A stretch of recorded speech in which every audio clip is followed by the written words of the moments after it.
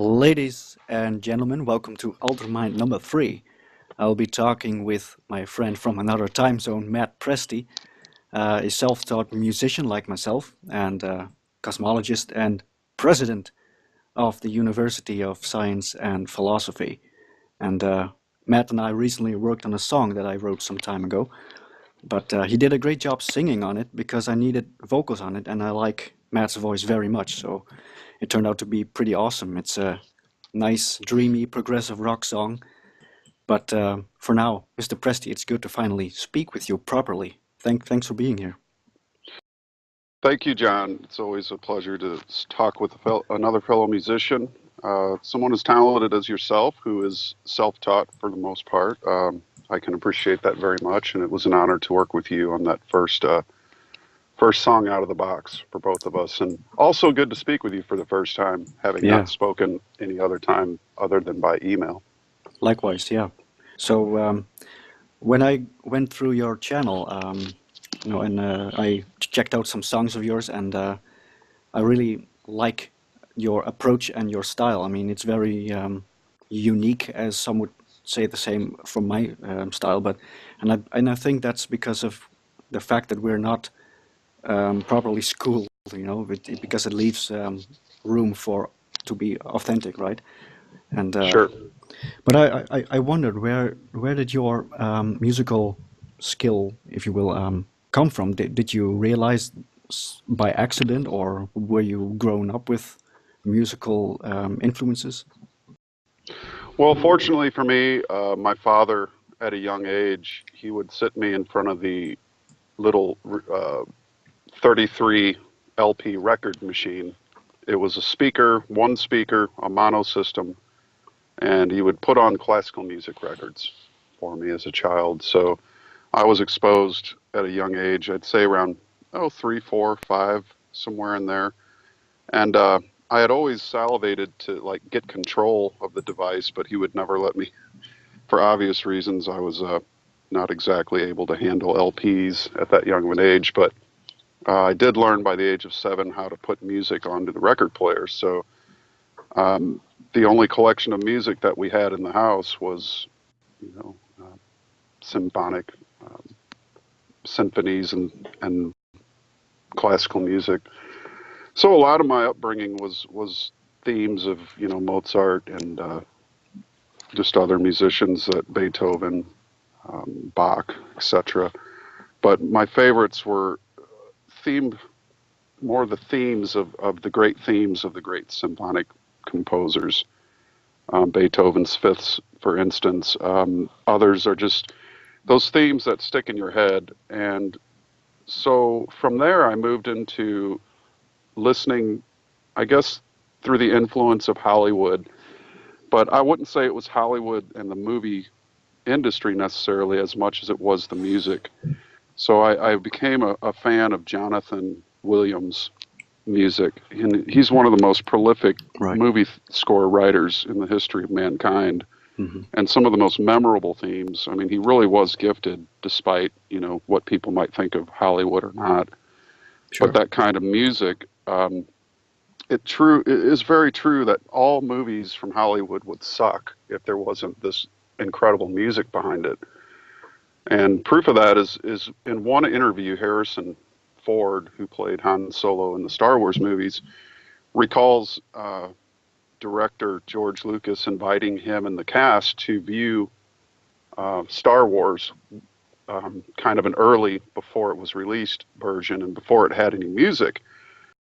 And he recalls sitting in the audience among the other cast members, and they were all horrified by watching what was going on the screen because there was actually no music in it. They were horrified. They were like, this is going to be the biggest flop in the history of the world.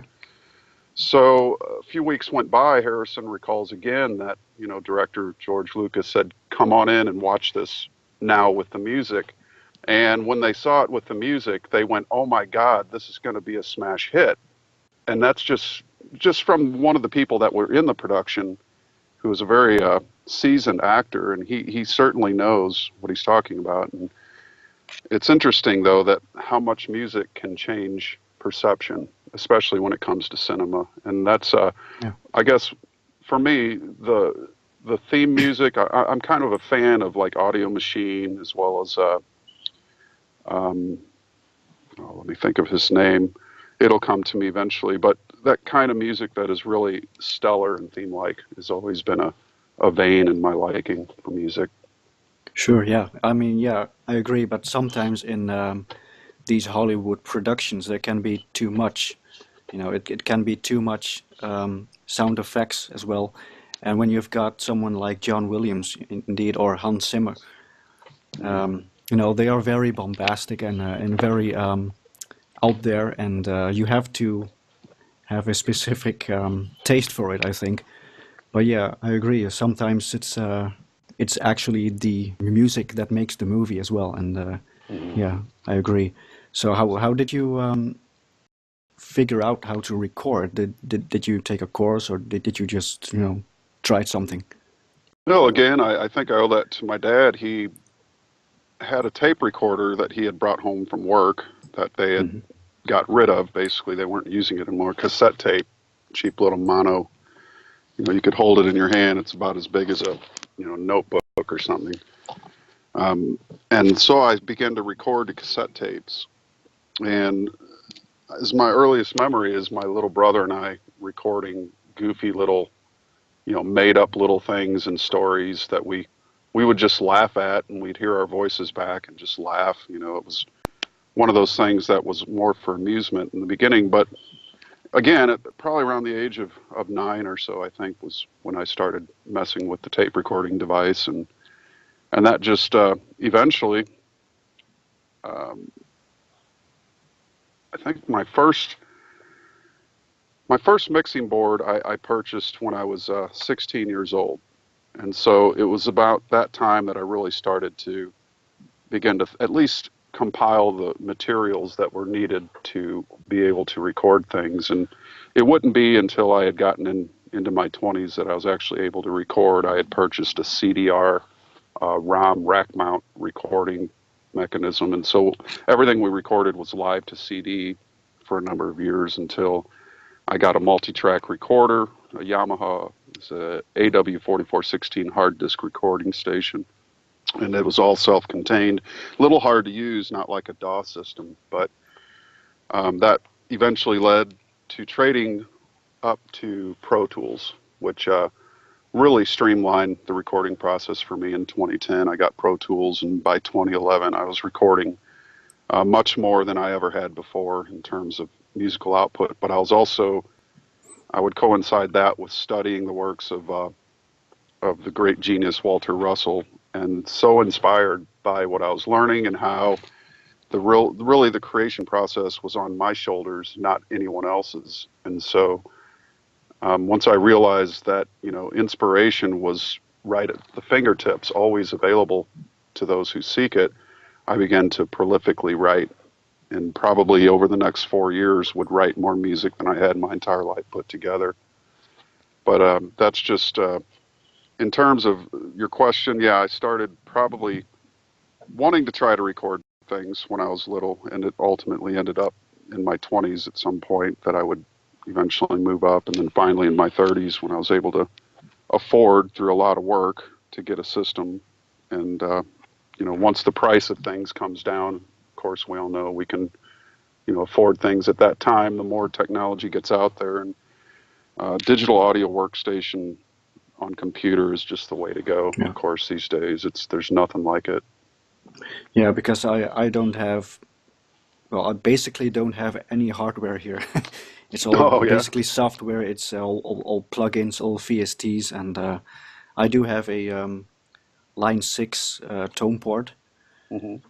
and which allows you to record instruments and use a mic for singing, and it comes with guitar presets sounds, Right. but you can tweak it the way you want. And well, that just replaces a whole rack, a whole 19-inch rack, and it's cheaper. I mean, and if you understand what you're doing, mixing wise and frequency wise, then well, it takes a bit of a time to understand that properly. But I've seen many artists who just use very minimal stuff, and they produce the biggest production. So it's yeah, and it's I always get this conversation with my father about how he would do it. In back in the day, you would have to have this huge room with a huge mixing board and huge Hmm. everything must be huge, Right. and A shit ton of outboard gear. Yeah. yeah, yeah. But it can all be replaced by one or two devices. But the only actual hardware that I have is this computer and actual instruments. Hmm. So this this modern age also has its good things, of course, and the fact that we're talking right now through internet, we're just on the other part of the world. This is, and we created a song together without even meeting each other. So that's a plus. That is indeed. Yeah. Yeah, a lot of outboard gear was required in of course, the 60s, 50s, 60s, 70s, and 80s. And when the digital age came upon us, and I was fortunate to be, I guess, an analog kid, but I crossed the bridge from analog into digital, so I have the best of both worlds. And I certainly appreciate a lot of the great mixing, mastering specialists that are out there will say that, for bass reproductive sound, analog is by far the best, but for high end, digital is the best. And one thing that I would like to do eventually with all my music is remaster it. And that's just, I mean, when you talk about mastering, I don't think there's a plugin that can hold a stick to an outboard compressor that's 5,000 to $7,500. It does magic to the mix. It really does preps it for the radio play and just sonic maximization and whatnot. So eventually, when I can afford to, I'd like to get everything remastered by a professional audio specialist. But until that time comes, just going to have to deal with what we got. And it's great to at least have the ability. And there are some good mastering programs, but again, I think the outboard gear trumps that in so many ways. Yeah, well, I'm not really sure about that myself because I cannot really hear the difference between something mastered on actual um, hardware or software because well maybe I'm not just that sensitive to that. But I've known people around me who did the mastering entirely with software and it sounds amazing. But I mean that's also due to the fact that how much knowledge you have about what you're doing. I Hmm. mean, you can put an amateur behind a this insanely huge mixing board, and that wouldn't make any difference, of course. But Hmm. so that's interesting differences because I wasn't grown up with uh, all the like the stuff you grew up with, the Sure. actual physical stuff, and I started recording when I was around 17. That is almost 13 years ago. So yeah, that's the software. I was just raised in the software time, so that's basically why I tend to use that. So yeah, Certainly. yeah, Well, you got to use whatever tools that you have available, and sometimes affordability is an issue. In fact, it's an issue for most people in most arts and crafts. I'd love to have the $900 saw, but if I have to use a hand saw to do what I need to do to create wooden carvings and whatever else, then may that be the avenue you go. Do what you need to do with yeah, whatever tools you can find to do it with. And yeah, I was in professional audio for 20 years. I ran sound as a professional audio technician in the St. Louis area and surrounding area. And I've worked with some of the most expensive rigs, and we set up massive line arrays in the Dome in St. Louis and multiple other venues. So I've been around, some of the top professionals, sound men who, went on tour with everyone from Shania Twain to the Eagles to the Moody Blues to the Rolling Stones. I mean, these guys are pros, just absolute yeah, pros in what they do, and it's always interesting to pick the brain of a pro and see what his thoughts and feelings are about new technology. But I would say most of them having come from the analog world, easily transferred over into the digital world for the sheer fact that digital boards can do 100 times more than what an analog board can. And there's really, I wouldn't think anybody in the professional audio industry that even uses an analog board anymore. It's just so out of date. And again, you're limited by your channels where you can group and stack channels on top of each other. So what took up a 4 by 4 foot space, uh, with a digital board, you can literally have 150 instruments like a symphonic orchestra being mic'd by a 4 by 4 board, where 50 years, 30 years ago, it would have taken 6 of those boards to do that. So it's amazing what's the technology.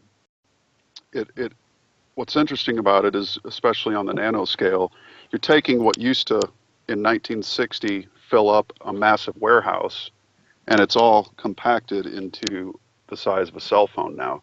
All that computing power is Yeah. something you can hold in your hand versus having an entire warehouse to do it. And that's one of the gifts of technology. Not all technology is bad. In fact, it's neutral. It's how you use it that makes it good or makes it not good. So yeah, it's great to see that, in my opinion, musical instruments and the technology around music itself is, to me personally, the greatest technology on planet Earth. It has, allowed people's souls to be able to express themselves with much greater ease and more focus on the music and the art, as opposed to the production and the steps of, acquiring stuff to make things happen.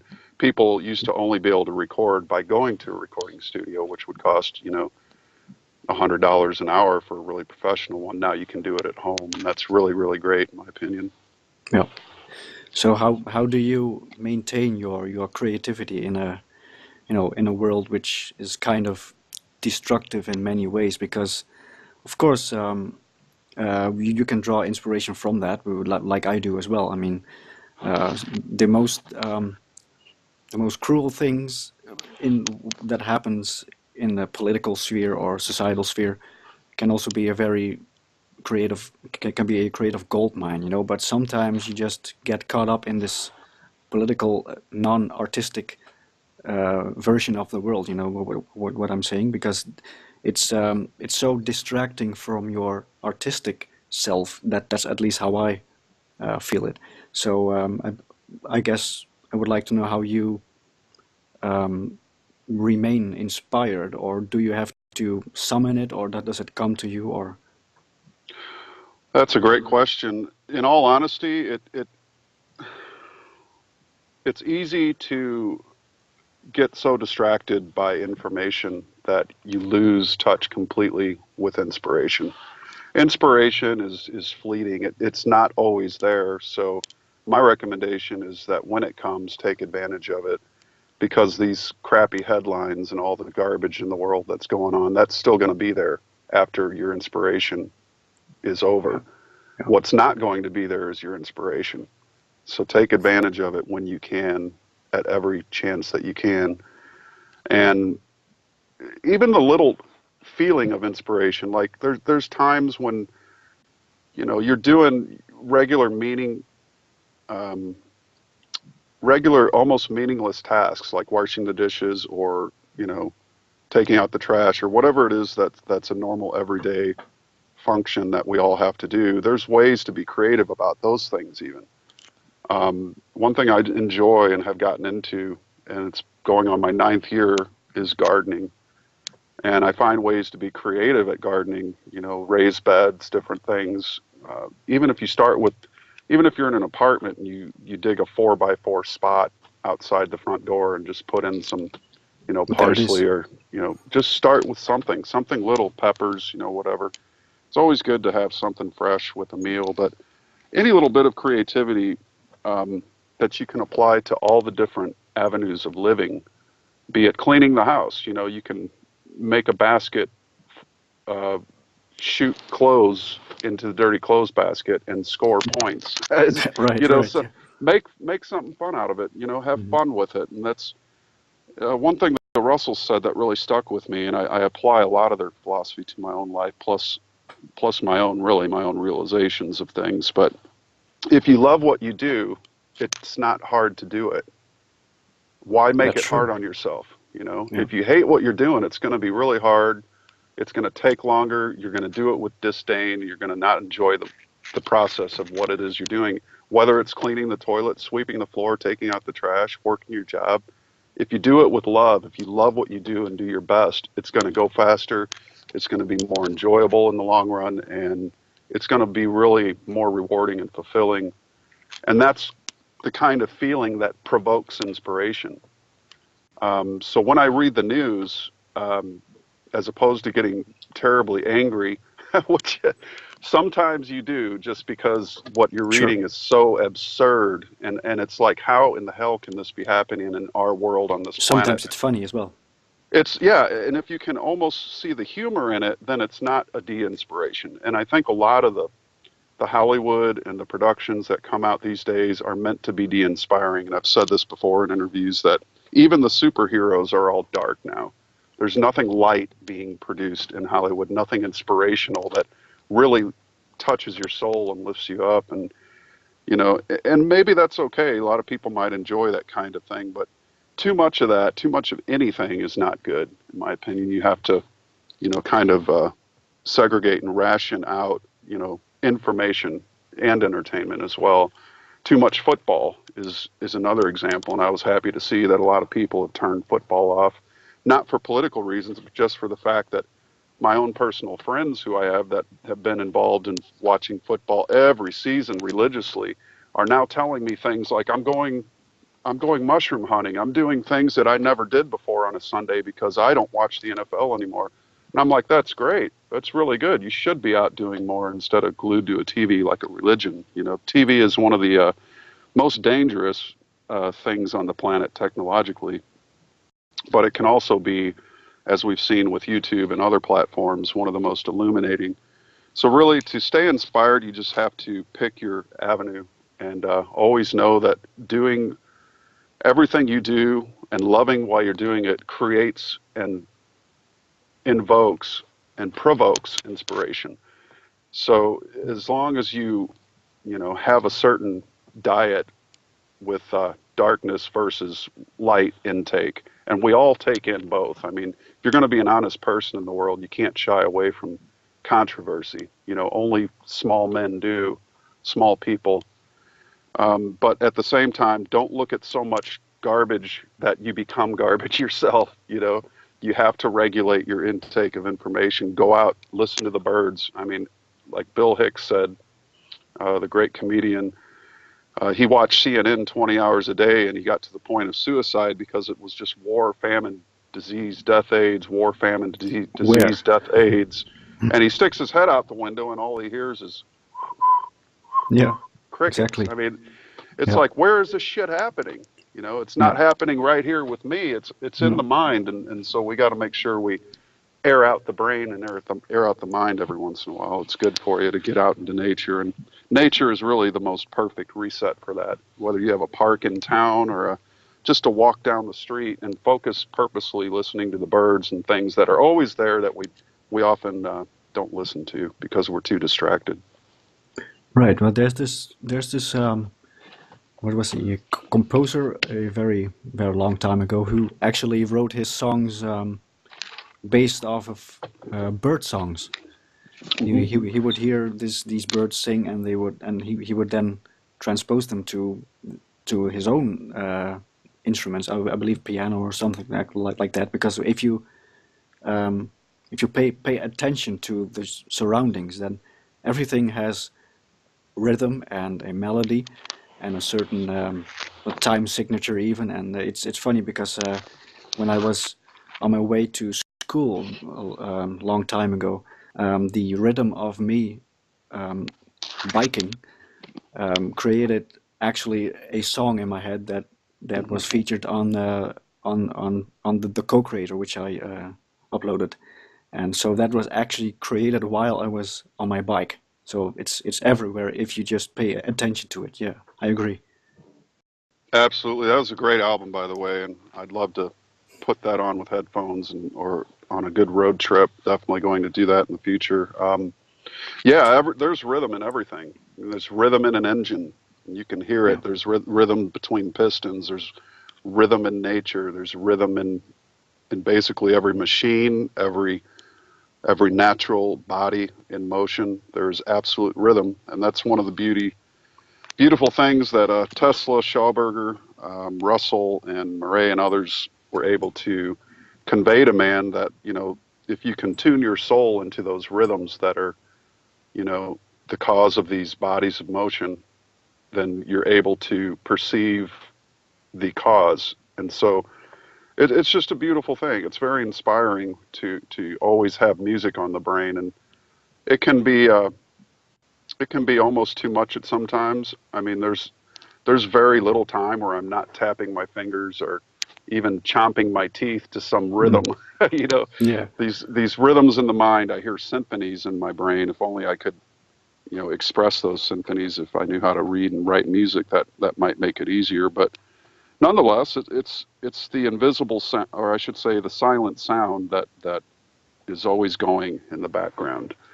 And part of the process of creation as a musician is to bring those rhythms out into a body that we call a song. And that borning process is some of the most, and just doing that, just borning a tune into the world that's never existed before, can be a very inspirational thing. So you may not have inspiration at the get go, but if you force yourself to sit down and start putting down what you had in your mind to tracks and start tracking that, you get inspired by that very process itself.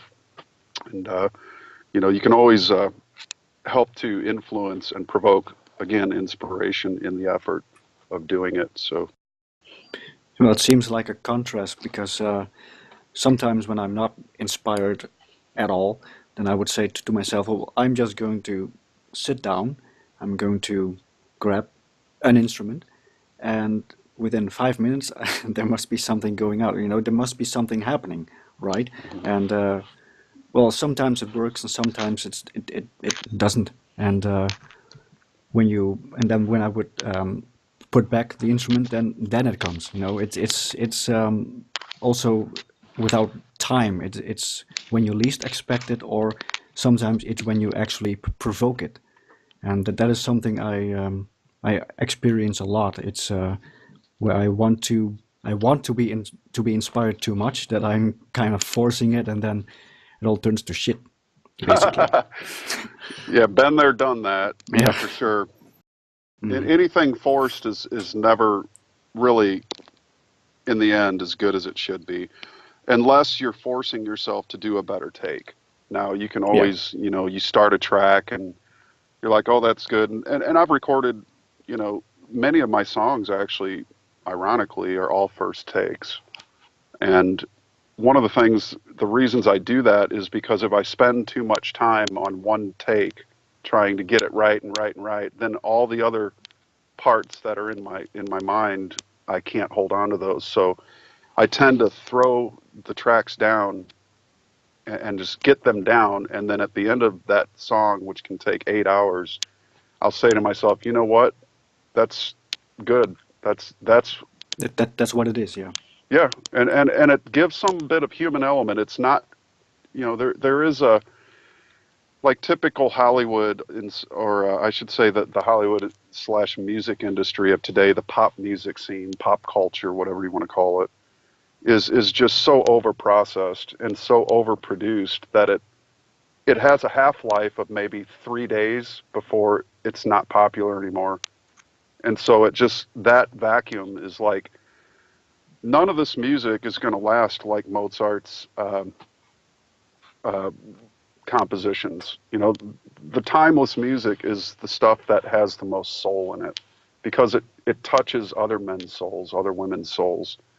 And so a lot of this pop music, the reason it's only around for a week is because that's as much soul as was put into it. It's processed, it's not dynamic, it doesn't speak to true talent, it doesn't speak to really any inspiration. Unless your inspiration is just to make money and be a one hit wonder for a week on the charts. But I mean, we all know, at least everybody in this movement, that Hollywood and the music industry, and call it the entertainment industry and all that such is just, it leaves you short in the end. There's nothing really truly fulfilling or lasting or qualitative about it. It's just quantity. And Yeah. quantity, it's like too much food. If there's too much food, it's like too much noise in the movie, too many explosions. And recalls to me the movie Amadeus when the the crown king of Austria basically said, "There's something about your um, your opera, Mozart. Help me out here, director." And the director goes, "Too many notes, sire." But yeah, too many notes for a master like Mozart versus too much input or intake of the garbage, I call it. There's really no other word for it, but it's just you know overprocessed, really untalented. Who knows if these people even write their own music? More than likely they don't. They just show up to record their voice, and it becomes the next latest greatest pop song. But it's all fleeting because it's just quantity over quality. And I think any true musician or true artist of any sort will always choose the long road, because in the end, the long road is what gets you to expressing the real qualities of your soul. And in a sense, when I laid these tracks down for a lot of the songs that were first take, I felt that that was more the quality than producing too many tracks and too many takes, which would overprocess and overproduce the music, which would actually take away from it in the end. But again, I don't write for other people. I never have. I write for myself, and that's the most rewarding part of it. Is that I like to listen to my own music, and Yeah. it's really Same here. it re-inspires me, and I love other people's music, but it's not mine, and so I guess I'm a little um, tainted toward liking my own stuff more than others. But again, it's the soul's expression, and when you express your soul in whatever way it is, it can be gardening, it can be writing, it can be painting, sculpting, poetry. You're expressing something in you that is unique to the whole entire earth, to the whole universe. And in a sense, that's the stars and the cosmos speaking through you. And you're taking that macro and increasing or multiplying, compressing it into a micro expression of the whole. And that's, a lot of the reason why a lot of the popular culture lacks is because it's too base, base level. Yeah. Like, the desire to eat or defecate or reproduce is base, and you get bored of that base. There's just no substance to it. So, but a long-winded answer. No, that's good because when you said that music has soul or not, I mean, whenever I feel, let's say, down, or I just scroll through my hard disk and I see those hundreds of songs that I've made, over the past years, and I would just randomly pick one, and well, then I can hear what I was feeling back then, and suddenly, even if it was 10 years ago, I remember something, the feeling from where I created that song at the time. I can now feel that same feeling right now because it's a direct, it's kind of a photograph, but then in audio form, if you know what I mean. So yeah, that Certainly. you can hear your own soul when you listen back to your own songs. It's true, yeah. And when these producers, like these Max Martins and such, they have this formula of creating pop songs, which is not meant to be soulful. Uh, it's meant to be easy. It's meant to be empty because, like you said, when one song is over, then well, it lasts a week, and then some other little pump or little what's the guy, Lil John, little whatever the fuck that is. Have you heard that Little, song? yeah, had this Song, discussion with someone. They're little because they never grew up. right? Yeah, It's like the perpetual boy. It's unfortunate because that's another theme that the military entertainment, well, I shouldn't say, the Hollywood entertainment industry puts forth constantly is this idea of the lyrics, you just listen to it and you wonder, you don't have to wonder why certain people are in the state they are. I mean, Sure. garbage Yeah. in equals garbage out. Yeah. And, that's just the way it is. It's if you're eating McDonald's every day, don't expect to be healthy, regardless of how positive you are. It's just, you got to have quality intake, including information sources, including vitamins, supplements, whatever it is you do, including entertainment, and as well, your own things that help motivate you and spur you along in creativity. Yeah, but some people don't even know that they are nutrient deficient in the in these realms, because when you would ask someone, well, what is your musical taste? Oh, it's just top 40, well, whatever it's in top 40, I like, and that Right, can be. I mean, just a couple of years ago, that could have been more styles than it is now, because now top 40 is everything with a 4/4 beat and some random okay singer singing about, well, I don't know what they sing about, love or anything that is superficial. It has been done before and it's right, been dragged out, and I can't really stand hearing that stuff for right. a long time, because, and I then wonder, why do some people love that style? Well, what is it about them? I'm not trying to be demeaning or Well, anything, but I would say just real quickly, you're absolutely right. There is a deficiency. It's a deficiency of soul, and one could say that the same people that listen to top 40 more than likely eat McDonald's at least maybe once or twice a week. Um, One interesting fact about just my property that I live on, there's a highway in front of us, and I often pick up the trash along the highway because I like my property to look nice. I'm not a person who likes heaps of trash all in front of my home. So I'll go out and I'll pick up trash. And guess what? The most common trash that I pick up along the front of the highway that people throw out of their cars. Take a guess. it's junk food. McDonald's Yeah. bags. Hmm. Crap. It's like, well, that says everything because if they were eating like really high quality food, they wouldn't be throwing the trash out the window. It just goes to show you that garbage in equals garbage out. And yeah, the deficiency, there is an absolute deficiency in music of soul. There's a deficiency in art of soul. I mean, when a guy signs a urinal and everybody and the that Yeah. becomes the greatest art in the world. I mean, we're at a deficiency. That's Everything a can be art, right? well, yeah, exactly. I mean, somebody could take a dump on a plate and say that's art, but to, Yeah. to any rational minded human being who thinks logically, that's the furthest thing from art that there can be. But it's your I mean, dump, so that's authentic. yeah, to maybe some museum curators, but not to, if I owned a museum, that would be the last thing I'd put on display is somebody signing a urinal.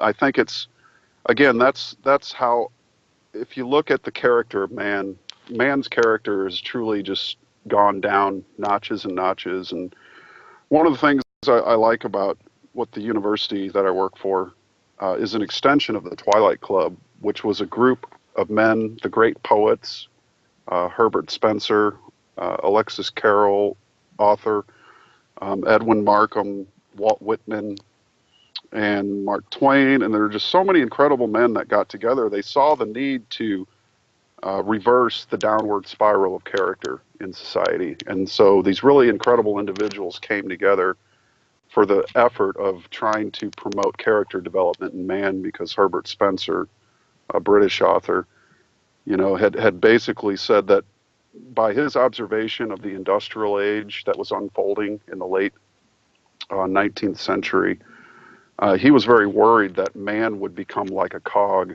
in a wheel of industry and lose his soul in trade for material gain.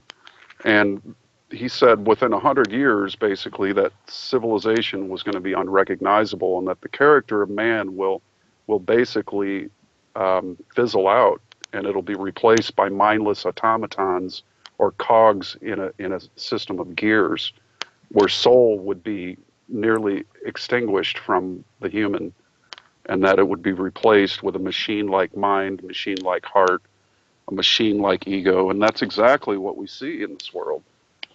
I mean, this is the effects of too much materialism is we're trading the soul for matter, and matter is unfulfilling. It never gives the soul, it never fills the soul up, for the soul's appetite is alone to express itself.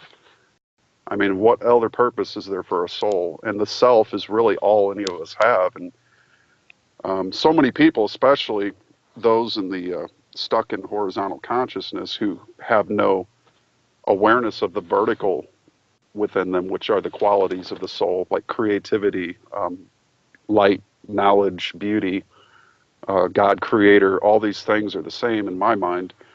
When you have that vertical awareness, you're able to express it. So when you don't have it, you're at a deficit. You have basically the need to acquire more and more matter.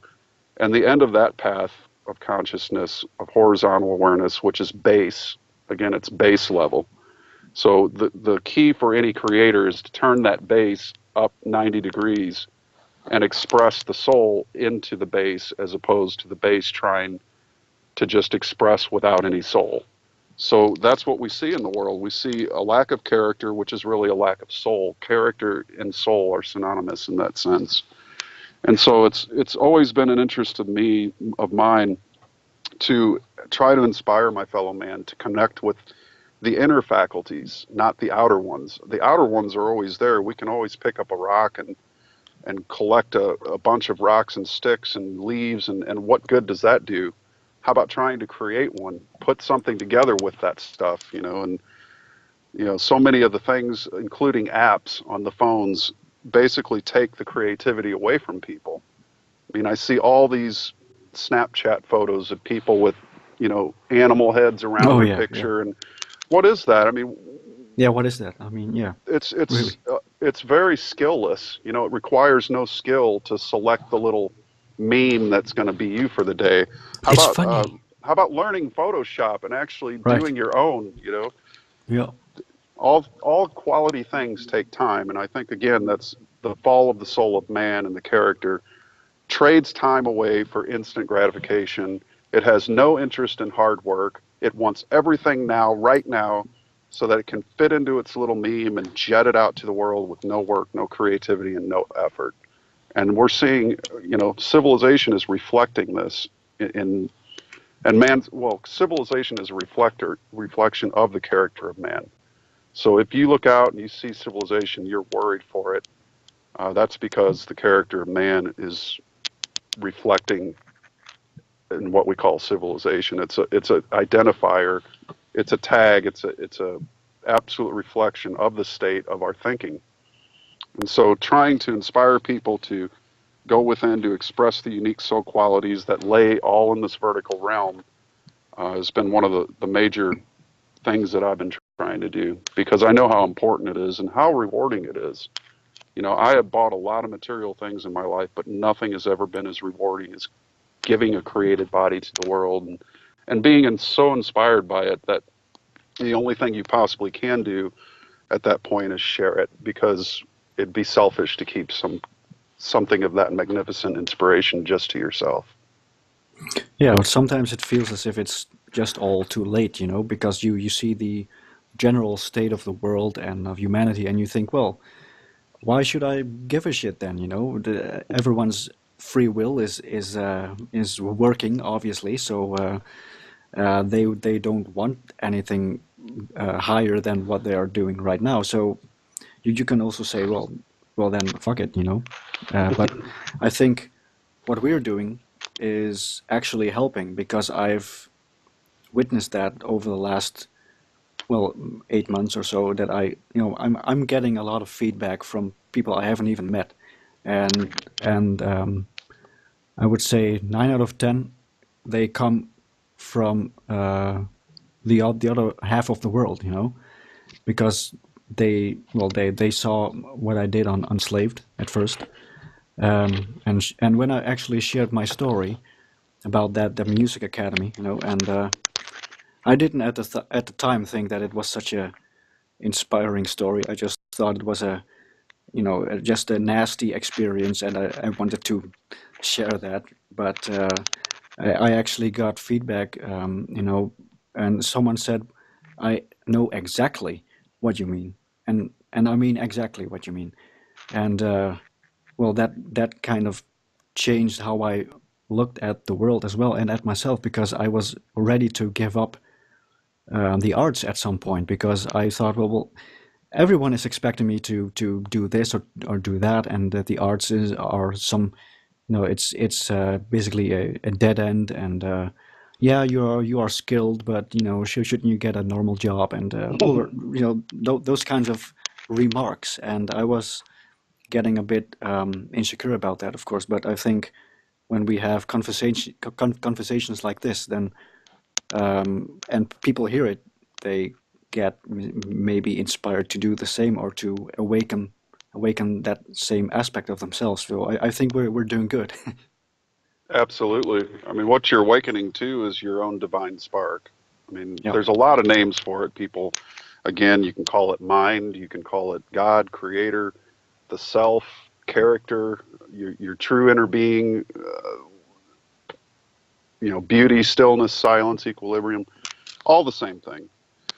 Basically, what you're awakening to and trying to bring out into the world is that uniqueness of yourself. And there's no better way to express it than with something you're naturally good at from the day of which you were born. And that's why we see so many youth. All the great minds in the universe that I've studied basically say that reincarnation is a fact of nature. It certainly explains why certain people unfold with the talent to play violin at the age of 2 and never had a lesson. I mean, nothing can really explain that but sort of the reincarnation idea. But basically, what you're awakening to and what we're trying to awaken people to is the great gift of self-expression. I mean, again, all we really own in this world is the self. We all have a self, and some people trade that away and let other people's idea of what that self should be become dominated by their version of a self. So I would call that like, the Michael Tsarian had a word for it, the pseudo self. The right. Yeah, pseudo self is that which tries to fit into the expectations of the world for fear that it will be rejected for what it truly is.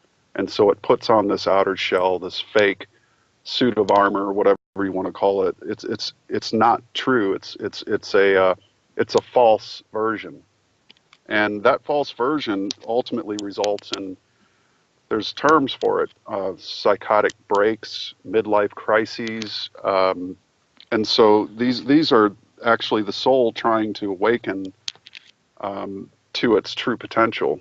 So it ends up in these situations, but ultimately what you're experiencing through your or what I experienced, I should say, through your telling of that experience in the music academy, that you rejected it, is a rallying cry to other souls that it's okay to reject um, conformity. In fact, it's the responsibility of every creative soul on the planet to absolutely reject with all its being any sense of conformity, because conformity is the great clamp that restricts, limits, and basically puts a tourniquet on your creativity, on your soul itself. And so that's a rallying cry. And I think that's one of many messages you'll get that says, I know exactly what you're talking about, because the university system is now so Marxist and so on its way to pure communism that, you know, I'm very thankful to be in a university environment and part of a university where its founders rejected communism. The founders, Walter and Leo, they wrote extensively, I should say, about their disagreement and how communism was very, well, not extensively, but they certainly mentioned it. They were no fan of communism, and they saw it as a threat to individuality and creative expression. So I'm happy to be part of a university like that. And though it may not agree with everyone, their viewpoints are their own. But certainly compared to other universities, um, there's really no denying that there's a political agenda, that agenda is dehumanizing, that agenda sacrifices individuality for the sake of the collective, and that to escape it is an act of not only bravery but defiance, true defiance. And so that rallying cry is what I see, something that you did. You created a cause for, just to show people, if just by the story alone, that you don't have to eat. Um, you don't have to eat off that menu. You know, that's just one menu of 1,000 different smorgasbords that you could partake in. You know, the true sustenance, the true food is the soul itself and the creative expression that can come from it. And you don't need a teacher. I mean, certainly you can gain inspiration from those who have done what you're trying to do yourself. In fact, that's how we help each other to lift each other up, is we share our work that is unique, original, and authentic to the core with whoever might be our fan base. And I would say that people that do that have the true quality fan base, because if you have fans that are self-actualized people as opposed to robots, that says you're doing something right.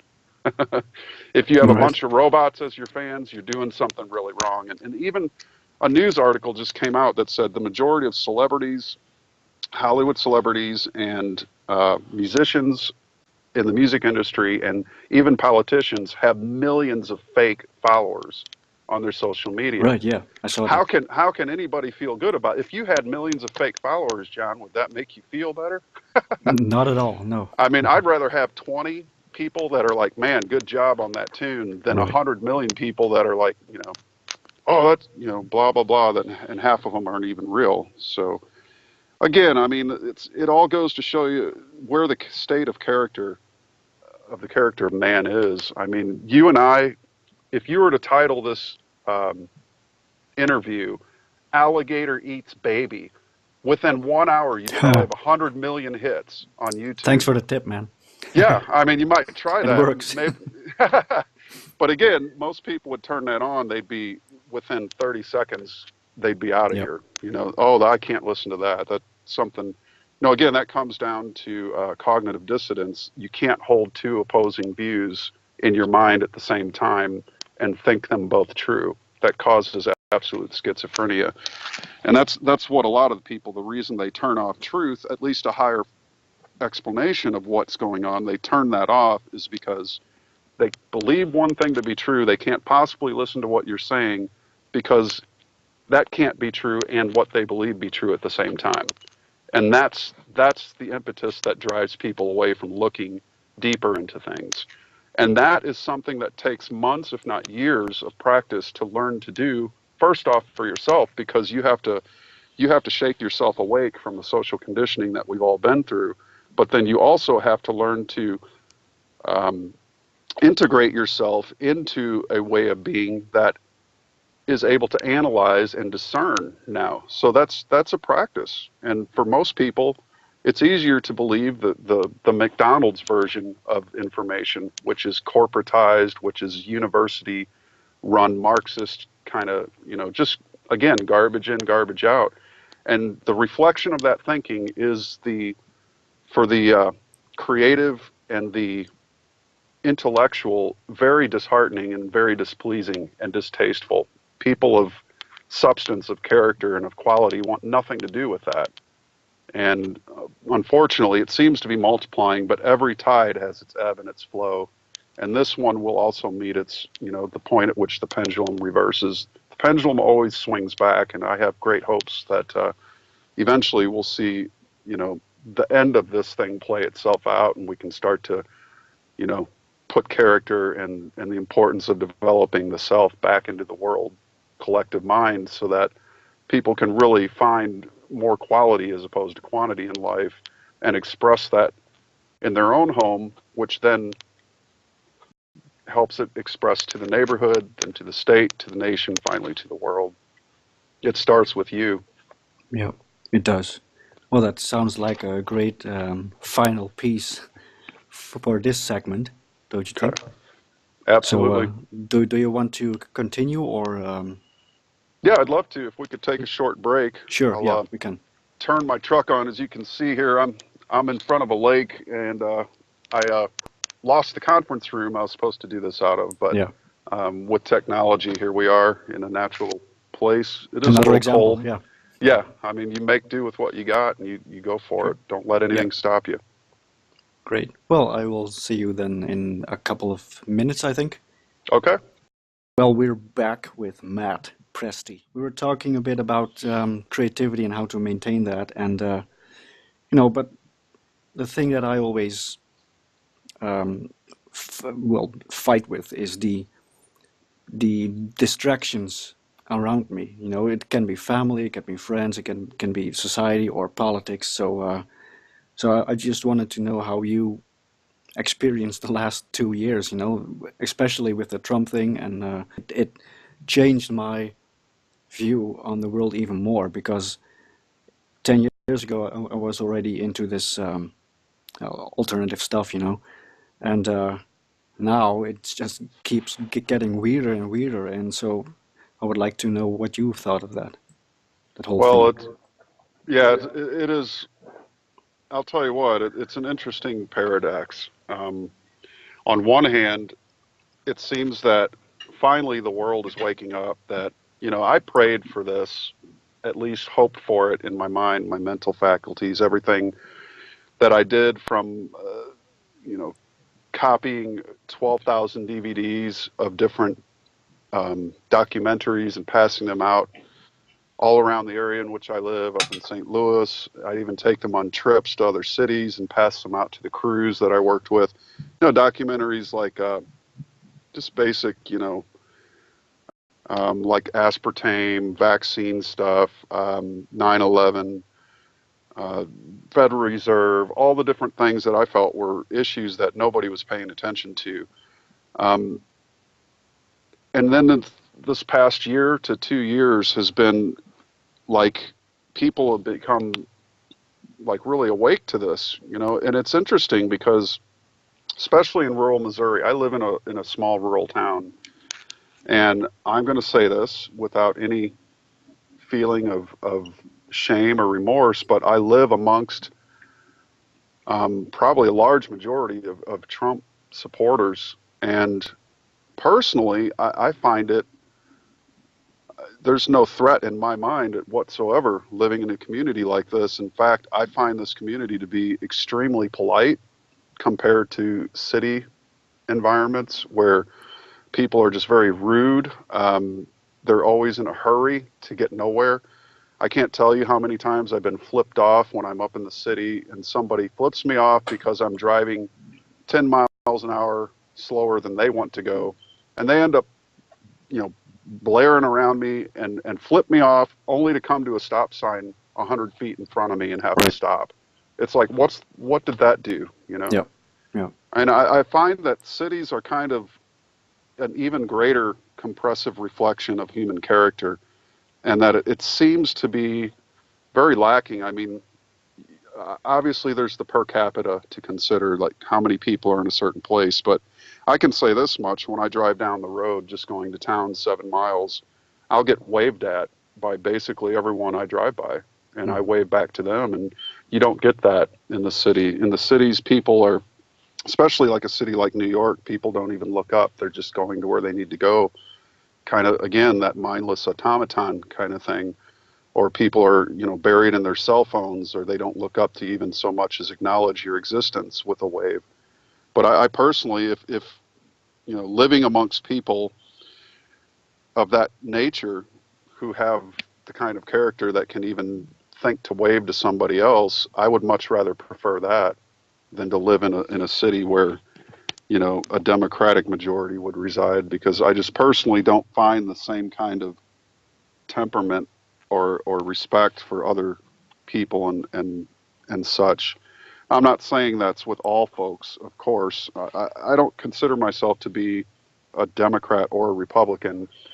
I do, however, think there are two parties, a right one and the wrong one. The Yeah. wrong one is made up of leadership of both parties, the Democrats and Republicans, and the right one is more or less people who love the idea of liberty, love the idea of freedom, and love the idea of free market capitalism, not crony capitalism, but true free market capitalism, which we've never had. I would like to see that eventually be possible in Western civilization. But finding inspiration amongst all this news and all this information, I don't. Okay. You're not alone, brother, and I'll tell you Mhm. what, it is almost to the point where I can truly say in the past 2 years has been the least inspiring years of my life, but it would almost be a paradox because it would seem like we're winning in so many senses because, as I said, I passed out all this information, and now it's like grandma down the street even knows that the media is corrupt. Something I've been trying to tell my family since 2002 when I first realized that the entire explanation for 9/11 was a colossal, um, basic, an entire, a deceitful, purposeful, misinformative narrative. I don't know what happened, but I know what they said is the official explanation is not possible. So therein was my first real experience with cognitive dissonance, and it took several years to come to a approach of as to how to handle information. Again, that's something that people just have to go through, and it takes some time. But ultimately, even though we seem to be winning quite a lot in terms of people waking up to all the different information, the fact that there is a definite conspiracy, release the memo, right? Right. Um, Do it. ultimately, yeah, it's de-inspiring, but at the same time, um, you have to turn it off, even though it's good news, even though it's still nerve-wracking. It can still take your attention and focus it more. And again, I think we're in a point in time where everything is seeming base. It's all base. There's massive revelations coming out about Hollywood and sexual impropriety and misconduct, and there's multiple revelations coming out about the political and the religious, and basically every system of control is in a state of massive flux. And I think that's as it should be because any system that's built fundamentally on a base of lies will come crumbling down. And what we're seeing is the crumbling down happen in slow motion, one headline at a time.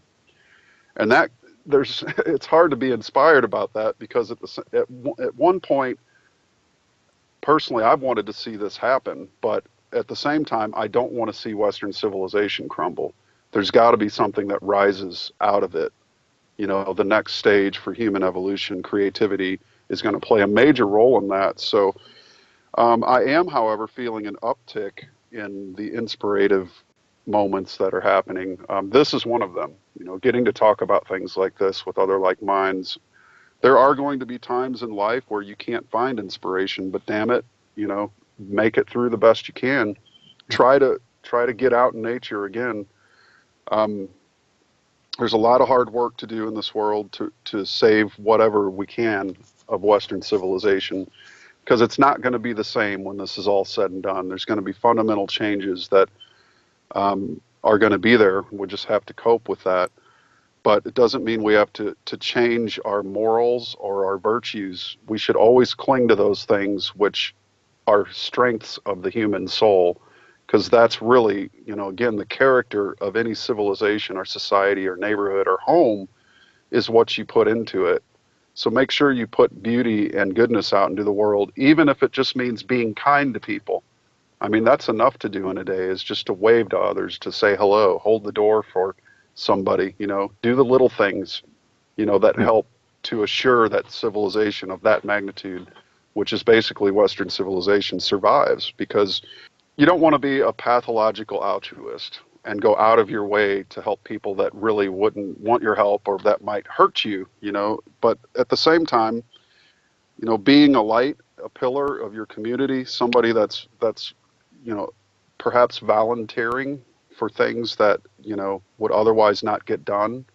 Mhm. I can say I just joined the volunteer fire department here in my local community, and it's been a great reward for me because I heard in class during some of the classes I've been taking how few people volunteer for this kind of thing anymore. In fact, volunteerism in the United States is at an all-time low. And again, I would equate that with the lack of character and the lack of concern for things outside of the self. There is a difference between self authentic self and then selfishness. Yeah, There's yeah. a major Ego driven. difference. Yeah. Right. Hmm. So if you're driven simply by a dollar sign and to damn with everybody in the community I live in, I won't pick trash up because that's not in front of my house, or I Yeah. don't care about the neighbor. All I care about is myself. It's not mine, That's, so yeah. yeah. I mean, you're not serving your community in any way, shape, or form by being a selfish person. But that doesn't take away from the fact that you should develop the self. And in self development is a certain sense of giving of that self to others. And that's, again, when we live in a selfish time where people are buried in their phones, not even looking up enough to say hi to the person that walks by them, that's a telltale sign that the self is self-important as opposed to self-developed. The more developed a self becomes, the more it wants to make sure that the development outside of the self, meaning the home, if your self is not developed, then your home will not be developed either. How could the neighborhood be developed if your home isn't developed? If you're out of balance with your wife and you're always arguing and fighting and there's no cohesion and no balance in the home, you certainly have no business telling other people how they should live their life if your home is in disarray. I mean, really, the true reflection of yourself is your own immediate surroundings. If you want Hmm. to get to know yourself, look at your room. Is it a colossal mess? Is it organized? If it's organized, then you're probably self organized. And then you can go on to thinking about, well, how can I help organize the apartment building? And then finally, how can I help organize the neighborhood, then the state, then the nation, then the world? I mean, everybody that self organizes or develops the self in that sense is helping to better the world. And that's what true civilization should be. Right. We haven't exactly had it. We've been close, and that's why the great poets got together at the end of the 19th century, was to basically put the focus on man and his development of his soul and his character as being the most important thing. One of the great quotes by one of those the Twilight Club's founding poets, Edwin Markham, was, "In vain we build the city if we do not first build the man. What good is a city if it's full of people that have not become men and women that are poor character? It will destroy itself." So again, the focus on self-development leads to the focus on community development, which leads to the focus on state and nation and world development. And that's really what the meaning of world brotherhood and sisterhood is. If all nations on earth made the focus of their curriculum the development of character and true self into the world, what a different world we'd have. And I'm an eternal optimist. I will never give up that one day we'll have that. But it's that is the hardest thing to do. It's very easy to be an asshole. It's very easy to do the wrong thing. And I know so many people that do, and I know so few people that take the challenge of doing the hard work of doing the right thing. That is where it's at to me. And I want the challenge. I was one of those people in the past that, did a lot of things wrong. Knowingly, I didn't give a damn. I was all about self gratification, the classical hedonist, where pleasure and partying and everything else was more important than hard work and virtue. And you get to a point, again, that's that base level, horizontal only, external, outward looking awareness. When I began to read and study, I began to turn that awareness inward toward the soul, and I stood my consciousness up from the animal base to the virtuous to the virtuous vertical awareness, if you will. And that's really what the whole challenge of self development is to me in a model. And I could go on, but I don't want to. You go Well, ahead no, before I well, get us lost here. well, no, but it's good because it made me think of the the virtuous signalers, of these times. And there's a whole political party doing that, and so, and it's not just in the U.S. It's also here in Holland and in Europe as well. Just to give people the impression that you're loving and caring, and but the examples are being set when you are actually living by your own example, just showing that by action, indeed, not just holding a sign that says all the good things, all the nice things you need to say, or you need to do, but you to actually do them. And that's something, maybe that comes with age. I don't know, because I'm quite young as well, but you know, I can definitely see the change in mentality, even in my age group. And I think, well, I don't know if it's because of Trump, but I think Donald Trump is has become this archetype for hard work, even even if he doesn't want to be, you know, because regular people can actually admire what he has done as a businessman. You know, he works hard, and so I think he became kind of a symbol for some people struggling with living by an example. So I think the whole virtue signaling that's going on right now, I think that's the last bit of, well, I would say the last bit of hopelessness that's being exposed, because we're also seeing a lot of nihilism and fatalism. And on the other hand, there's this group of people wanting to do the work like you do yourself. You're a volunteer, you're a firefighter. So I think great inspiration can be drawn from that to see actual change in the world. I mean, we've said that for a long time. You know, be the change you want to see in the world. But I think it's actually happening right now. Well, it's definitely a time to get off your ass and get to Yeah. work. I mean, what you truly hold dear and love, if it is Western civilization, which is an ideal of many men who have died, many men have died to make this possible for others.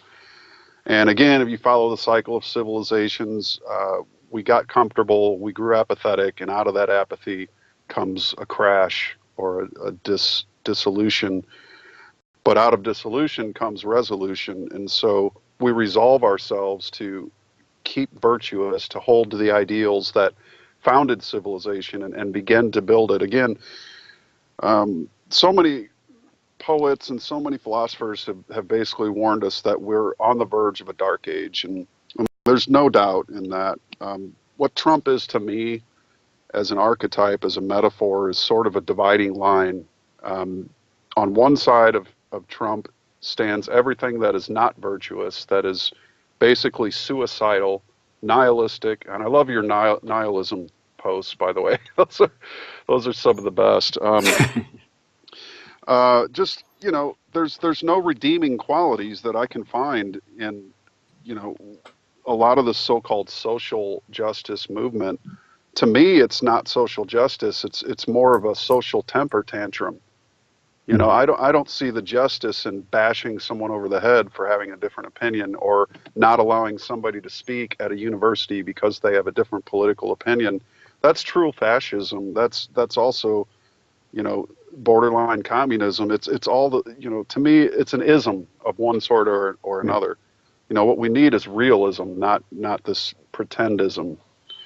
And so, Mhm. everything that is seemingly against Trump as a dividing line is basically not virtuous. It's not upright. It's base level.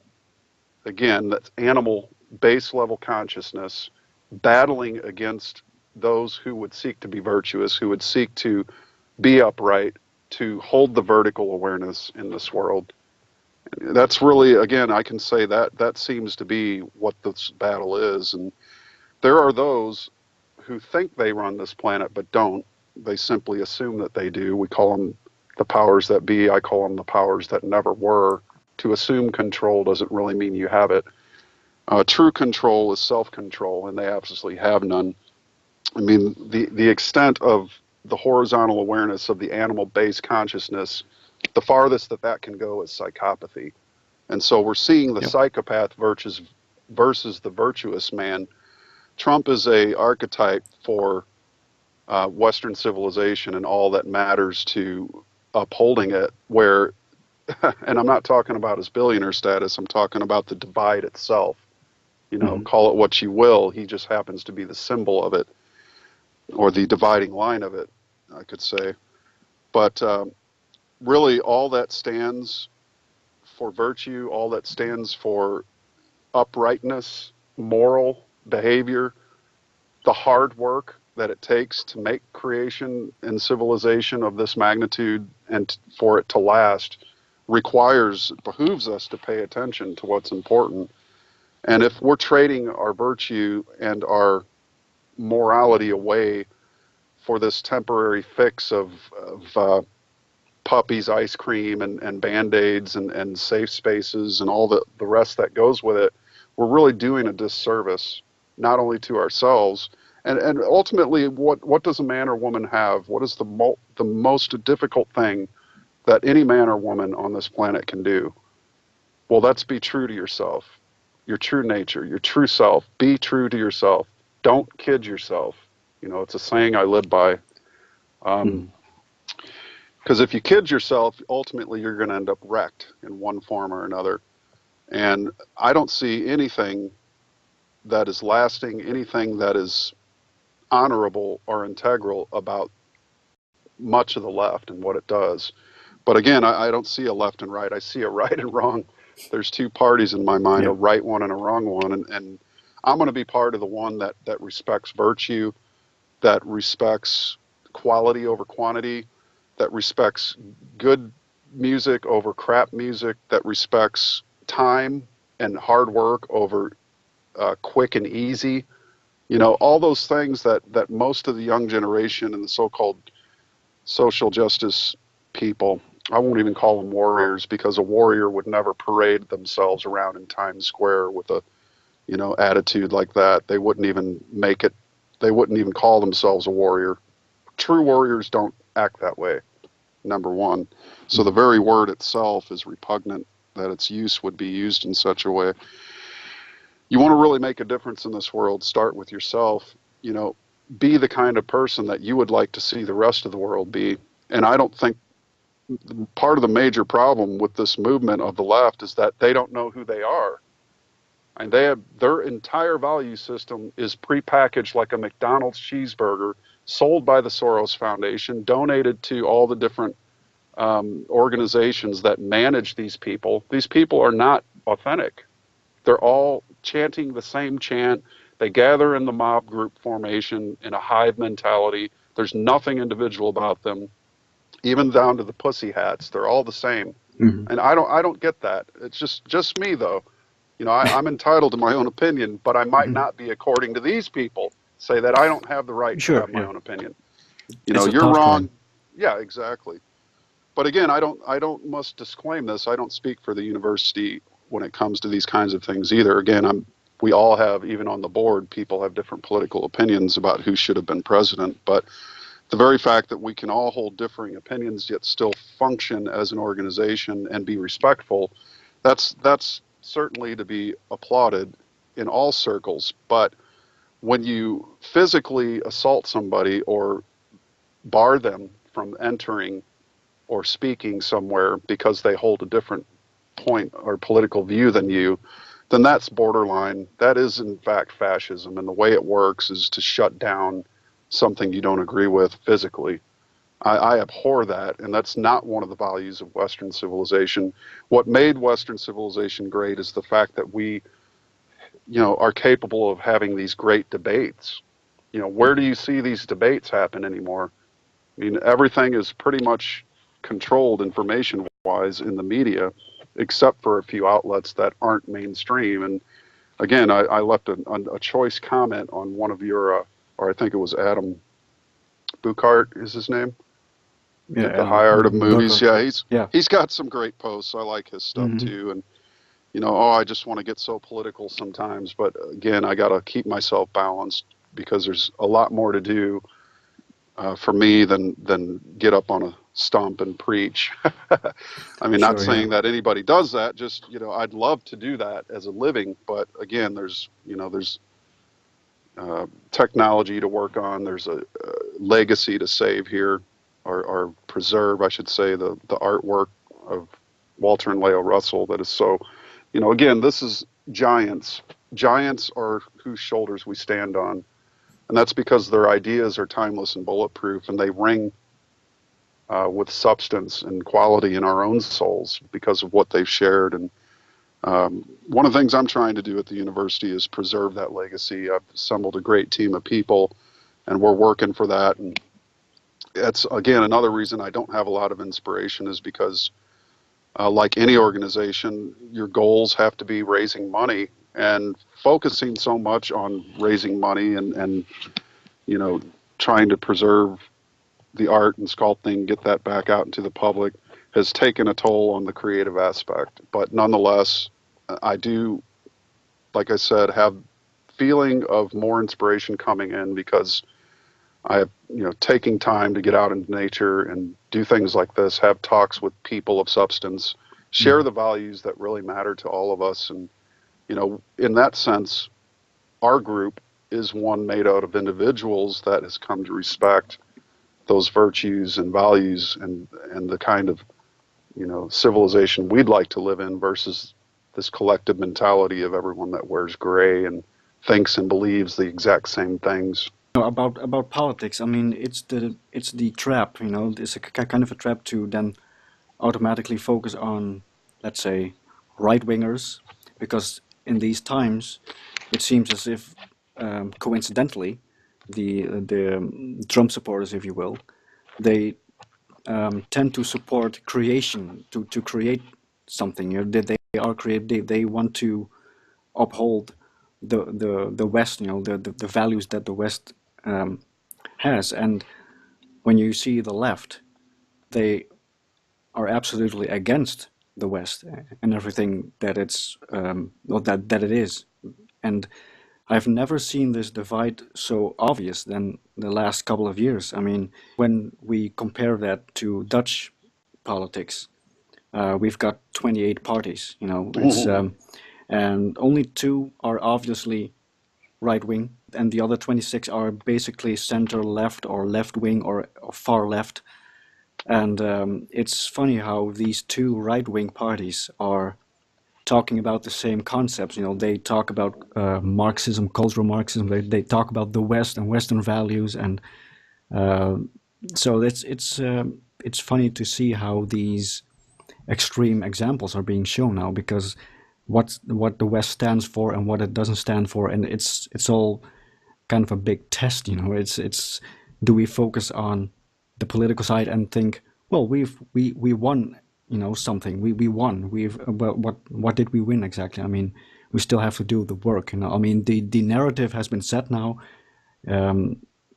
People are waking up to the destructive nature of what you would call the far left. I mean, it seems as if there's this really extreme contrast between those two. And when you think, well, I will vote right wing because they stand for, well, then it's still politics, because when I just speak for myself here, I'm still a creative human being, and it still doesn't match with politics. So even when we take the politics part and we separate that from who I actually am, then sure, then it's a good thing that this political movement is happening. But still, I have to get inspired from something else. So it's Right. yeah.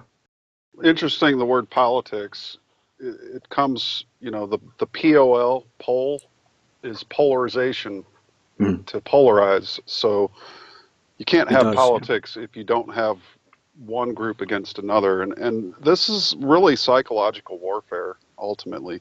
It's what it comes down to is you can look at that and understand by the mainstream media's narrative and how they all stick together with their same talking points. They're owned by four crony capitalist corporations, all of them, and yet they give media coverage to their minions and mobilize their minions through the donations of Soros and others who have vested interest in seeing the world of Western man fall into communism, because communism's the system that they prefer. Even I saw your picture today of Kissinger on the Yeah. Trust me. good. Yeah. Right, right. I mean, he came back from China in his trip in the late 60s and said that's the model system that we want for the world government, All because right. everybody is totally controllable under this system. Of course. We can completely control man and be the masters of the universe on the planet Earth. We can play God. Let's shut down creativity. We'll regiment man. We'll marginalize him. We'll make a dupe out of him, an uncreative, thoughtless stew of and a morass of indignant, unsatisfied, only unless we dish out our inventions and our creations to them. You know, that's what these apps have done so well at. They basically zombified many of our kids, you know, my own included. In the very beginning, I know when they got their phones, I had to, you know, snap them out when they come to Hmm. dinner. I'm like, put that damn thing away. We're here to, you know, we're going to have dinner and talk like normal families do. You gotta stay up on your kids, especially. You know, always remind them of what's important, and you know, disallow technology some of the day, you know, some of the time, especially when you're with them in intimate moments like having dinner and discussion and, you know, family functions. You should make it a point to make technology off limits. I mean, that's one thing parents should be more aware of with their kids, because quality moments don't come from a device, they come from human interaction. And that's one of the reasons why these social justice people are so easily misled, because they're basically computer programs, Hmm. personality and everything programmed by a smartphone device. And what they think they're doing is authentic, but if they just looked under the first layer, you would see who's pulling the strings. And how can you claim to be for justice when you're being paid by the very people you claim to oppose? I Hmm. mean, there's nothing more paradoxical than that. You know, claiming to be against something when you're getting paid by it, and they bus you in on their dime to these cities to do these massive demonstrations. You're protesting against the very thing that's paying you to be there in the first place. Hmm. That's a Yeah. paradox. That's a contradiction. And in nature, there are no contradictions. And in the founding of great civilizations, there are no contradictions. Um, Read an article recently that what used to inspire man and is the real definition of art is the ability to take something cosmic, an idea that is cosmic, that is beyond the world. You know, it's so big and so universal in its concept, and to bring it down and create because of the awareness of the stars.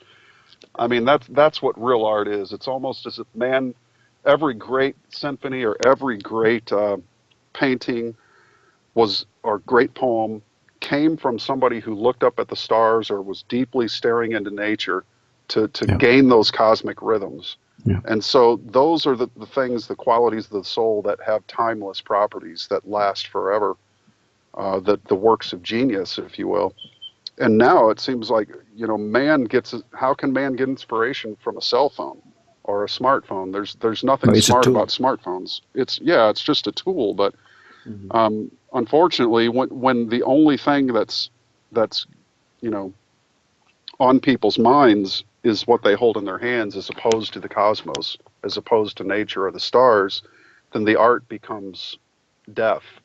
It becomes mute. It's incapable of transferring and speaking to the soul, because it's not really art then, is it? You Hmm. know, and that's how a signed urinal ends up winning best artwork of the year in the British Museum, or some lady's messy bed, for God's Hmm. sakes. I saw that. Yeah. You know, What is? I mean, that's the incredible documentary Why Beauty Matters. I mean, Yeah, that from is, Roger Scruton, right? Yeah, yeah, just that's awesome. really important. People should definitely write that Hmm. down. Why Beauty Matters. Take an hour of your life and watch that, and you'll never Yeah. think about art the same. Hmm. I mean, so yeah, it's really the reflection of man's soul is again what we call civilization, and we clearly have a divide all across the world of people that are anti-civilization, more for the hive and the communism and the, you know, everything that goes with that, versus the people that love liberty, the individuals, the right to express the self and the soul on this stage we call Earth. And I'll always pick the one of the soul. I mean, even if it comes down to physical violence, if I have to defend my right to have that, I will. I've accepted that. You know, I'm not one of these pathological altruists who think that I should just allow somebody to come in my home and murder my family because it's the right thing to do spiritually. It's, Well, to me, fuck that. the wrong thing to do. I mean, that's the Hmm. entire lesson of the Bhagavad Gita. This is an important point to consider for people that have trouble with the idea of violence. But when Krishna appeared to Arjuna, on the battlefield, Arjuna threw his bow down in dispute. He looked across the battlefield and he said, "My God, my cousins are over there, family members, friends I've known since I was a child. They're on the wrong side. They're over there, and I'm supposed to go kill them." So he threw his bow down in dispute, and that's when Krishna appeared to him and basically told him, "Look, Arjuna, Prince, this is what's at your doorstep, and if you deny it, this is the great war of our time. If you deny your responsibility in this, then you insult the creator in yourself, because even though he was shown that everything is eternal and its idea, it cannot die, he saw the thousand sons of light in his mind, and the blue flame of eternity, or whatever it is you want to call it. Ultimately, at the end of his inspiring illumination, he realized that his duty as a prince and the role that he plays in this world as a protectorate of his people was more important than what he had to face. So he picked his bow back up and he charged into battle and won that war. At some point in your life, you're going to have to stand up and fight for what you believe in. Yeah. And if you back down from that, it's no sign of good character. Good character stands and defends what it loves, what it holds dear. And that's what founded this country, the United States. And I don't care what anyone says about the intent of the founding fathers. I know what it's like to live in a true republic and to have freedom, especially in a rural area where the quality of character is far exceeding that of a crowded inner city, which I would never opt to live in again. I witnessed a murder right in front of me. Well, I couldn't say it was a murder. It was more of a act of self-defense. A police officer and another person involved in an exchange of gunfire. That was enough just to say to me that city life isn't for me, and that and 9/11. Good point. Yeah.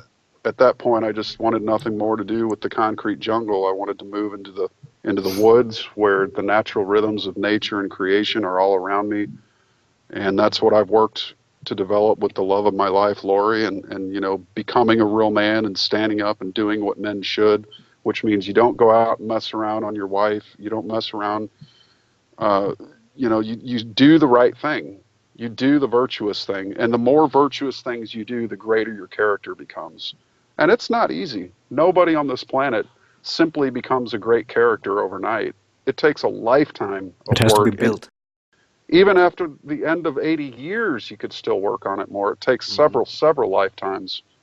There are no accidentally great characters on this planet. And every character that is great, blood, sweat, and tears was the epitaph on their tombstone. I got here because I busted my ass. And that's truly, when you bust your ass to create a good and virtuous and what I'd call a divine life, that is divine. Um, that's when you really become appreciative of, the very simple things in life, that how sweet it is to be alive and how incredible, and this is what we're here to do, not take the easy way out. That's the coward's way. Sure. Well, let's just stop there, right? I mean, that's a good way to end this piece.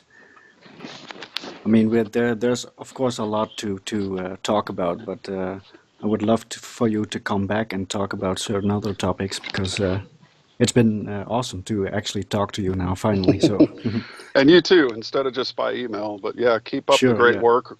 Writing. I'd love to do another tune with you. So, yeah, I'm um, already working on that, so that will be another project.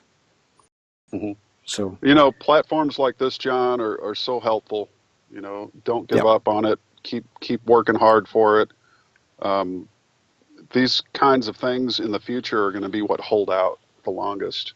All these other silly, the Howard Sterns of the world, and the shock jocks as they call them. That's just that's mediocre. In the end, the stuff of quality, stuff from the soul, that's what's going to last the longest. And yeah, check this out. Couple of Hang on one second. I know you see those little fellas? yeah, yeah.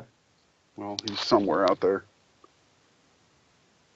Little dogs What is? visiting. Oh yeah. I'm here at a lake, a park in my Is that your dog or? hometown. No, no. Ah, looks nice. Mhm. It is for sure. Again, I'm inspired. Nature always does that, and it's I can having you. understand why you want to live there. Yeah. Yeah, for sure.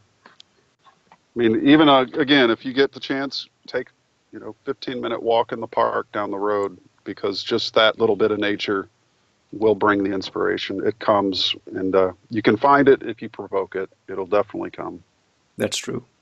All right. Well, thank you so much, Matt, for this talk, and we will definitely keep in touch. Absolutely. The honor's all mine. Thanks, All John. right. Bye bye.